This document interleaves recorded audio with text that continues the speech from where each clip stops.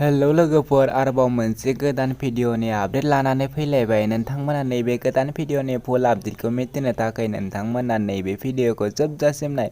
लोगोफोर, नोंथांमोना आंनि चेनेलाव गोदानै फैदोंब्ला आंनि चेनेलखौ साबस्क्राइब खालामनानै गालां आरो भिडिअखौ मोजां मोनोब्ला लाइक शेयार खालामनानै होदो। फैदो लोगोफोर दिनैनि नैबे गोदान भिडिअनि आपडेटनि सायाव। दिनैनि नैबे गोदान भिडिअनि आपडेटनि टाइटेलानो जादों फैहाय लोगोफोर। नोंथांमोना नैबे गोदान मिउजिक भिडिअखौ दासिमबो नायाखै, अब्ला नोंथांमोना नैबे आंनि भिडिअनि गेजेरजों नायनानै लादो। नैबे भिडिअखौ बिथांमोना अलरेडि फुल आपल'ड खालामनानै होखाबाय। नैबे भिडिअनि कास्टिंआनो जादों नयनतारा बार' लोगोफोर। नोंथांमोना बिथांमोननि इउटुब चेनेलाव थांनानै नैबे गोदान भिडिअखौ नायहैनो हागोन।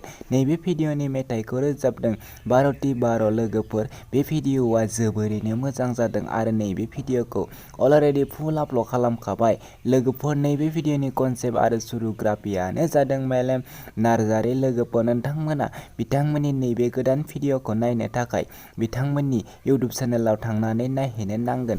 बिथांमोननि इउटुब चेनेलनि मुङानो जादों नयनतारा। लोगोफोर, नोंथांमोना बिथांमोननि नैबे इउटुब चेनेलाव थांनानै बिथांमोननि नैबे गोदान मिउजिक भिडिअखौ नायहैदो।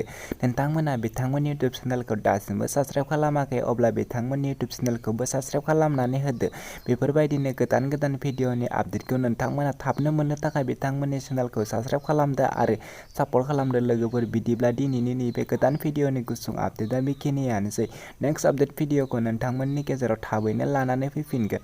आंनि चेनेलाव गोदानै फैदोंब्ला आंनि चेनेलखौ साबस्क्राइब खालामनानै होदो बेफोरबायदि गोदान गोदान भिडिअ मोननो थाखै।